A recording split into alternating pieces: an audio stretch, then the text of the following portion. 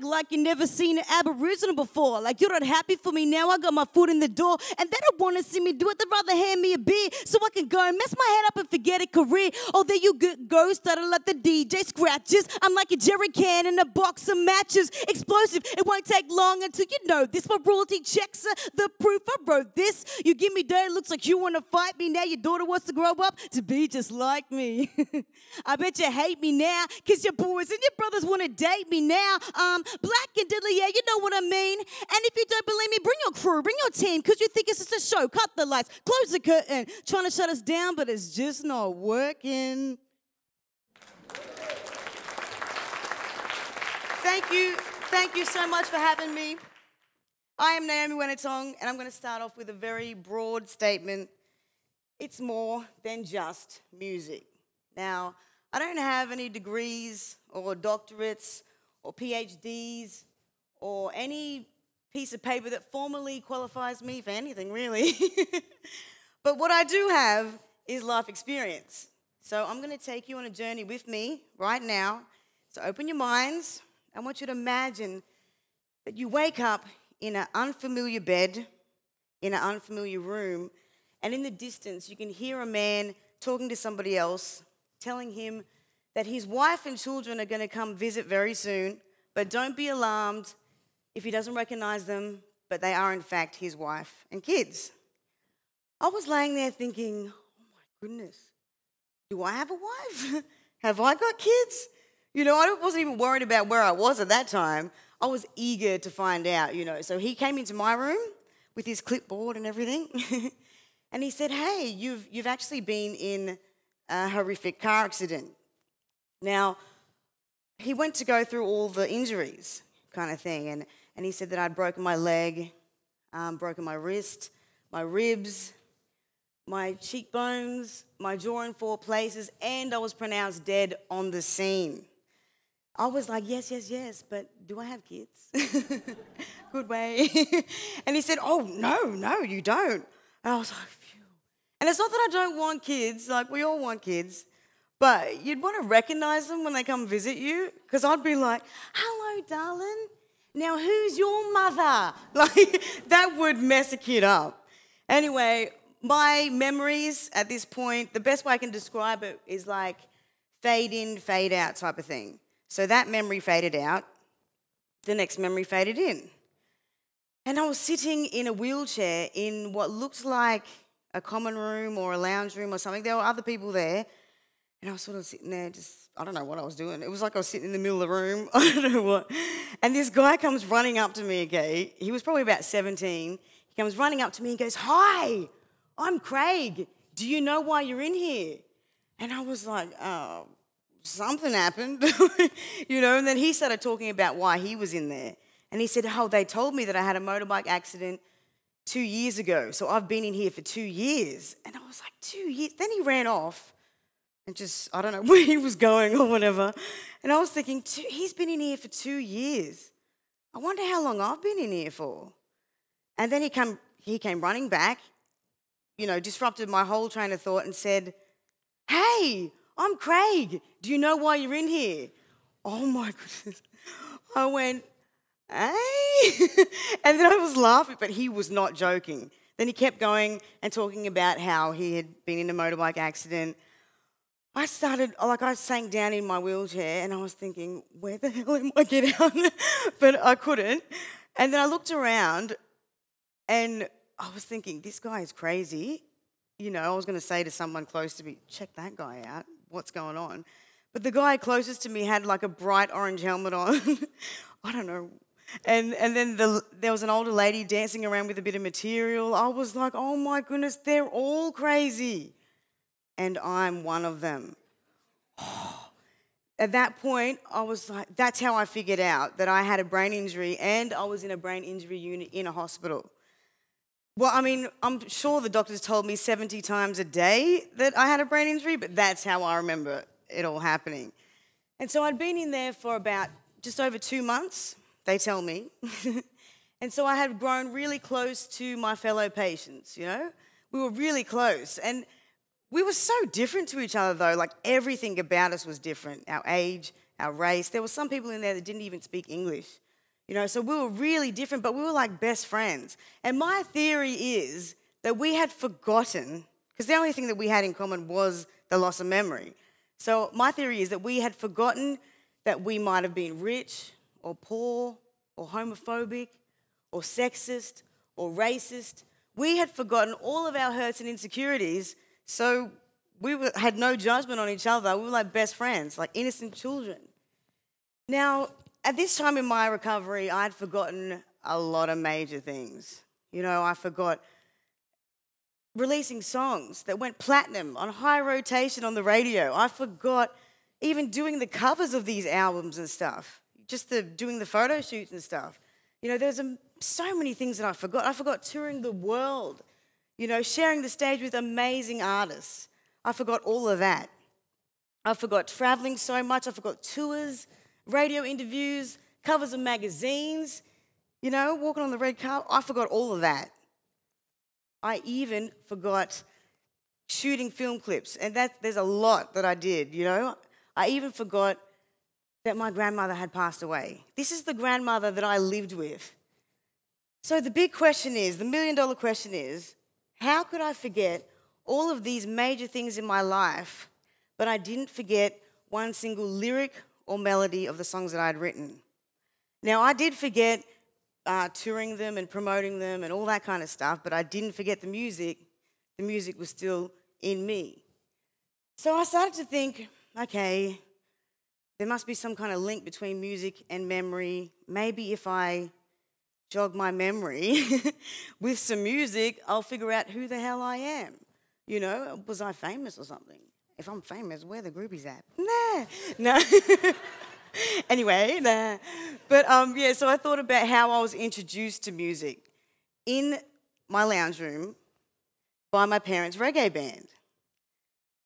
Now, music back then, to me, the way I was introduced to music was, it was laughter. It was bringing people together. It was jamming all night. It was awesome. It wasn't hype, dollar signs and statistics or radio-friendly, fit into a box type of thing. It was joy, it was life, it was freedom. So anyway, it started to make me think even more, about this whole music thing, because it's always been more than just music for me. Always, ever since I was little. But then going through this whole car accident and brain injury and stuff, I thought maybe it's more than just music for everybody. Maybe it's bigger than what I think.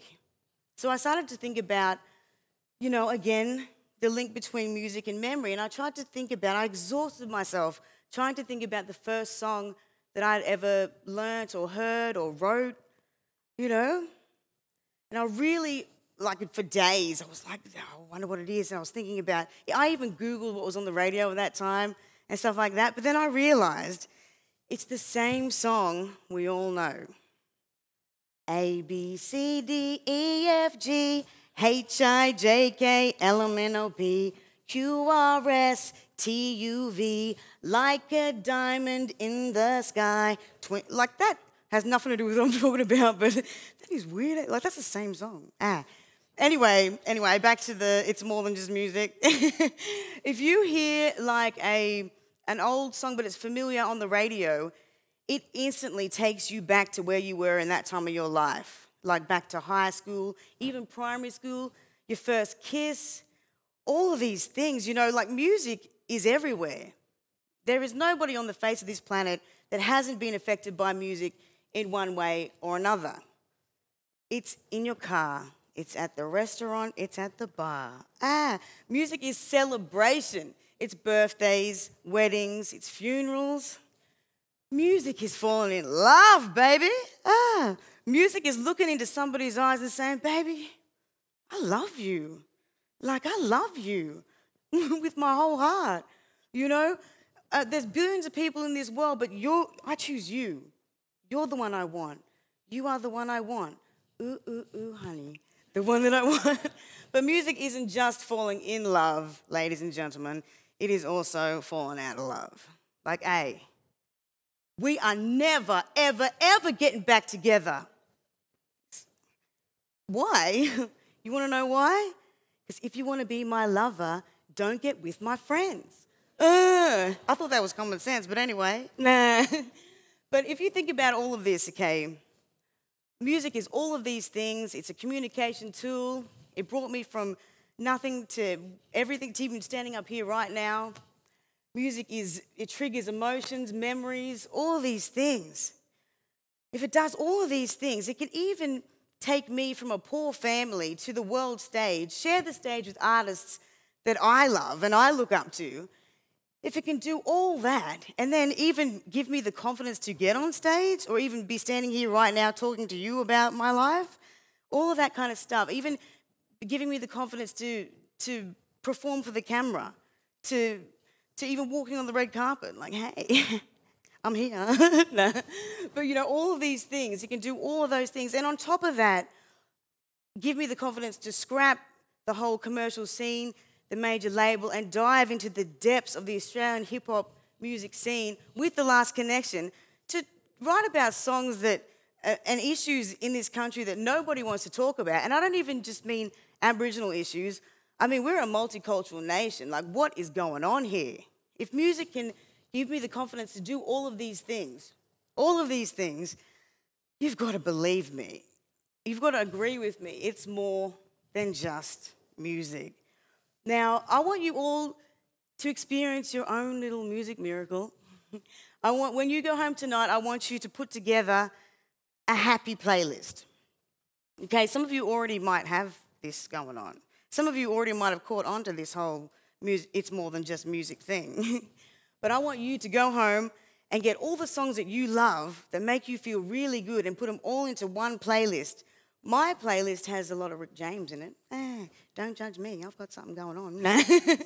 But I guarantee if you do this and you play it every morning, especially the mornings you wake up feeling overtired, uninspired, you don't want to be anywhere society wants you to be right now, like the gym or work or whatever. If you play this happy playlist, you know, in the car, in the shower, whatever, getting ready for your day, I guarantee you will have a positive frame of mind, and that positivity is contagious.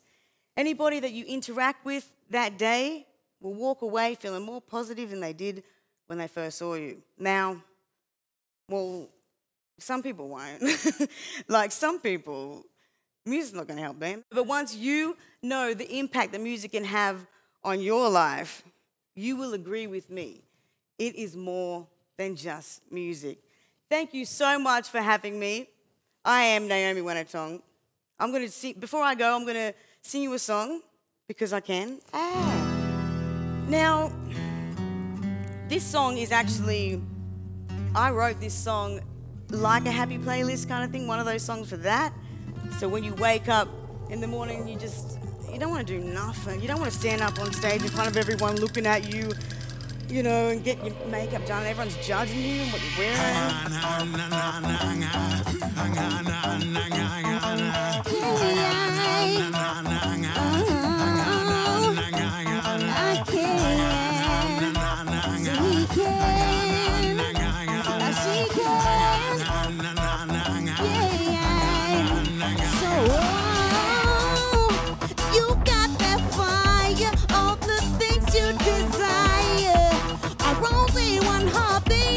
so you should reach higher. I'm so sick of maybes that the fate's what you planned. So I'll be the first one to say I can, I will do what I can. I do understand. I believe in my plan. I will stand for what I believe in because I know I can. See, I don't really care what they think of me. They stare when they look at me. We're coming through and the best thing they can do is get prepared for me. I've got nothing to lose and everything to gain. Nothing to prove, so just remember my name.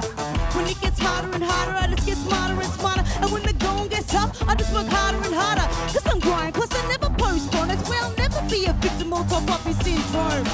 24/7, never closing up shop. And all the haters only hate cause they can see when we're hot. And I don't give a crap, so what? Feel it or not, cause it it'll take more than you for me to stop what I got. So I will not give up yet. I will not feel regret. I will not let another sucker ever forget that I will take a stand and I will make a plan. And I will cause I can, cause I can, cause I can, cause I can.